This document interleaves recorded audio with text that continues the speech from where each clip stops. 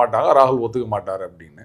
நீ என்ன சொல்றது, நாங்கெல்லாம் மேலிட பார்வையாளர் வருவாரு. ஆனா ஜோதிமணி அவர்கள் வந்து இந்த மாதிரி விஜய் அவர்களுடன் கூட்டணியா அப்படின்லாம் கேட்கும்போது, நீங்க விஜய் அவர்கள் வந்து காங்கிரஸுக்கு புதுசுன்னெலாம் நினைக்காதீங்க, அவர் ரொம்ப பழசு, 2011 வந்து ராகுல் காந்தி அவர்கள்கிட்ட பேசியிருக்காரு இந்த மாதிரி வந்து கட்சியில் இணையறதுக்காக அப்படின்லாம் வந்து அவங்க ஒரு விஷயம் சொல்லியிருந்தாங்களே.